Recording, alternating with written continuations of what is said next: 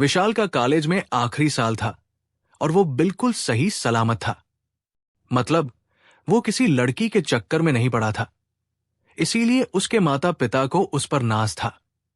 लेकिन सच कहें तो विशाल को ये मंजूर न था।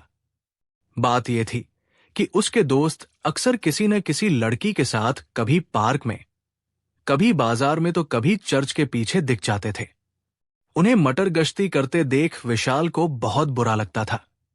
मन में हीन भावना भर जाती थी, क्योंकि उसकी कोई प्रेमिका जो नहीं थी, इसीलिए उसे अपने लिए एक अदद प्रेमिका की शिद्दत से तलाश थी। एक दिन विशाल कॉलेज जा रहा था। अचानक रास्ते में कुछ लड़कियों को उसने कहीं जाते देखा।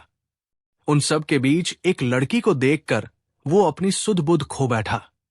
तभी वो लड़की तिरछी नजर से विशाल को देखकर मुस्कुराई, फिर अपनी सहेलियों के साथ आगे बढ़ गई। उसकी इस अदा पर वो निहाल हो गया। उसे लगा इसी लड़की का उसे इंतजार था। विशाल कॉलेज जा रहा था, लेकिन अब उसका इरादा बदल गया। उसने उस हसीना का पता ठिकाना जानने का निश्चय कर लिया और उसके पीछे चल पड़ा। उसका पीछा करते करते तकरीबन आधा घंटे के बाद विशाल एक अनजान मोहल्ले में पहुंचा।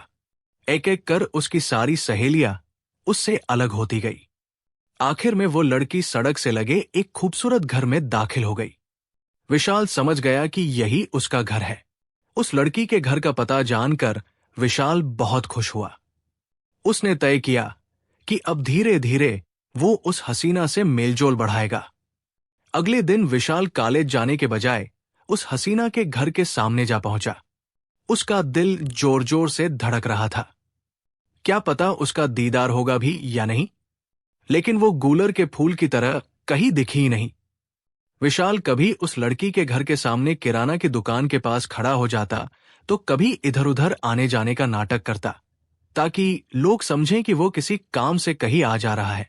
वो 2 घंटे वहीं मंडराता रहा, लेकिन वो हसीना कहीं नजर नहीं आई। वो निराश होकर वहां से लौटने लगा। लेकिन विशाल कुछ दूर ही चला था कि देखा वो हसीना एक औरत के साथ रिक्शे में बैठी कहीं से आ रही थी। हाथ में बड़े बड़े थैले थे। शायद वे बाजार से लौट रही थी। वो औरत शायद उसकी मां थी। उसे देखकर विशाल बहुत खुश हो गया।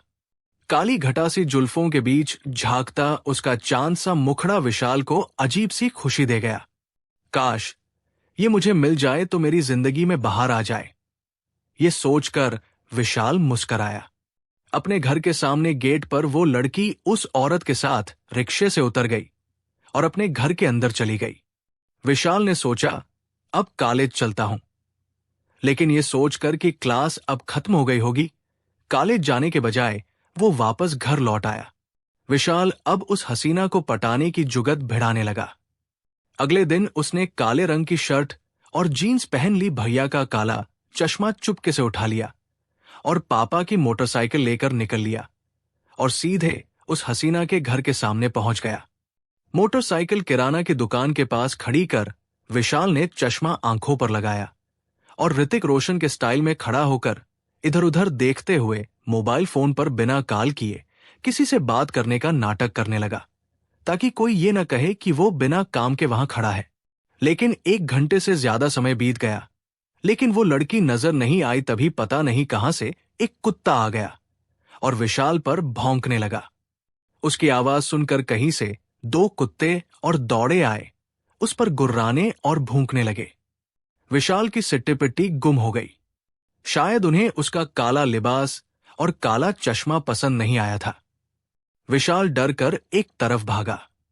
भागते भागते वो एक पत्थर से टकराकर गिर गया और नाक से खून निकलने लगा। उसकी पैंट और शर्ट पर धूल लग गई, बाल बिखर गए। विशाल की ये हालत देखकर बगल से गुजरने वाले एक राहगीर ने उन कुत्तों को डराकर भगा दिया। तब जाकर उसकी जान में जान आई, लेकिन इस हालत में उस हसीना का दीदार करने की उसकी इच्छा नहीं रही। वो घर लौट गया। अगले दिन जब विशाल उस हसीना के घर के सामने पहुंचा तो उसकी खुशी का ठिकाना न रहा। वो अपने घर के बाहर ही किसी सहेली से बात कर रही थी। विशाल का मन किया कि अभी जाकर उसे अपना हाले दिल कह सुनाए और अपने प्यार का इजहार कर दे, पर सोचा जल्दबाजी ठीक नहीं होगी।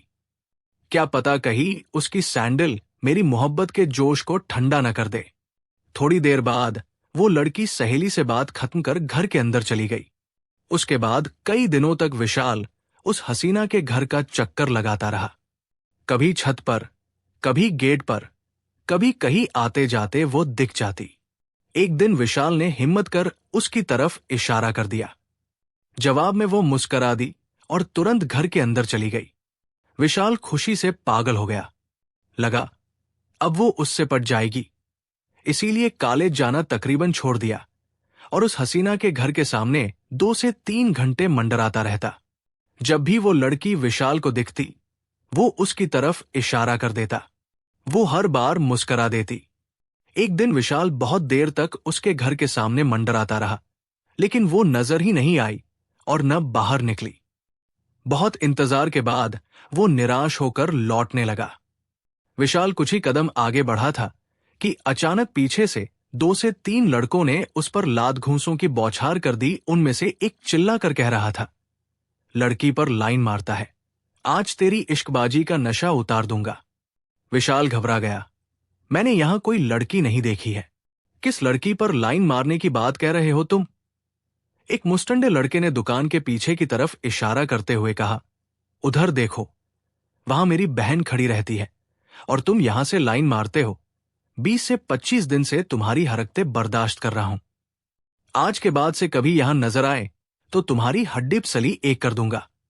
उन लोगों की पिटाई से विशाल की आंखों के आगे अंधेरा घिर रहा था। फिर भी उसने कोशिश कर दुकान के पीछे की तरफ देखा। सचमुच वहां एक लड़की नजर आई। वो पहली बार उसे देख रहा था। दुकान के पीछे की तरफ कोई लड़की रहती है, ये इतने दिनों तक उसे पता ही नहीं था। वो तो दुकान के सामने वाले मकान में रहने वाली लड़की के चक्कर में यहां भटक रहा था। मुझे छोड़ दो, मैंने वहां किसी लड़की को पहले नहीं देखा है। लाइन मारने की बात तो दूर है, विशाल ने गिड़गिड़ाते हुए उनसे कहा। झूठ मत बोलो, एक लड़के ने विफल के सूजे हुए गाल पर जोरदार तमाचा मारते हुए कहा। अगर लाइन नहीं मारते हो तो तुम यहां क्या करने आते हो? विशाल के पास इस सवाल का कोई जवाब नहीं था। पिटाई से बचने के लिए उसने कहा, मुझे माफ कर दो, अब से मैं कभी इधर नहीं आऊंगा। इतना कहकर विशाल ने मोटरसाइकिल स्टार्ट की और भाग लिया। बेटे, तेरा ये हाल किसने किया? विशाल घर पहुंचा तो मां उसकी हालत देखकर रोने लगी। विशाल ने मां को समझाया, तुम्हें अपने शेर जैसे बेटे पर भरोसा नहीं है क्या? तुम्हारे बेटे पर हाथ उठाने की किसी में हिम्मत नहीं है। मोटरसाइकिल सड़क के एक गड्ढे में फंसकर गिर गई, इसीलिए मुझे चोट लग गई। शरीर में दर्द और सूजन के चलते विशाल कई दिनों तक कहीं नहीं जा सका। उन लोगों ने झूठे आरोप में उसे बहुत मारा था। उस हसीना की भी उसे बहुत याद आती थी। विशाल ने कान पकड़ लिए कि अब दोबारा उसके महल्ले में कदम नहीं रखेगा। लेकिन ज्यों-ज्यों वह ठीक हो रहा था, उसे देखने और प्यार का इजहार करने की इच्छा फिर जोर मारने लगी। कुछ दिनों के बाद विशाल हिम्मत करके फिर उस हसीना के घर के सामने पहुंच गया। पर यह क्या, उस हसीना के घर के आगे कारों का काफिला लगा था। बहुत सारे लोग इधर उधर मंडरा रहे थे। पास ही एक शामियाना लगा था, जिसे अब खोला जा रहा था। शायद यहां कोई शादी थी। तभी कई औरतें उस हसीना के घर से एक दुल्हन को घेरे हुए गाना गाती हुई बाहर निकली और एक कार की तरफ बढ़ गई। सब रो रही थी, दुल्हन भी रो रही थी। दुल्हन को गौर से देखा तो विशाल के होश उड़ गए। वो तो उसकी हसीना थी। वो सपनों के महल सजाता रहा और उसकी शादी भी हो गई। ये देखकर वो बहुत निराश हुआ। तभी विशाल को ख्याल आया कि वो बहुत दिनों से कॉलेज नहीं गया है, इसीलिए बुझे मन से कॉलेज के लिए चल पड़ा। रास्ते में विशाल ने सोचा, मुझे अपने जीवन को संवारने पर ध्यान देना चाहिए, वरना मैं सपनों के महल सजाता रह जाऊंगा और सबकी शादी होती जाएगी। और क्या पता, लड़कियों के चक्कर में मैं कहीं निकम्मा और बेरोजगार रह गया तो शायद सारी जिंदगी कुआरा भी रहना पड़ सकता है। नहीं, मैं ये नहीं होने दूंगा। कैरियर पर पहले ध्यान दूंगा। विशाल तेज रफ्तार से कॉलेज चल पड़ा। क्लास शुरू होने में थोड़ी ही देर थी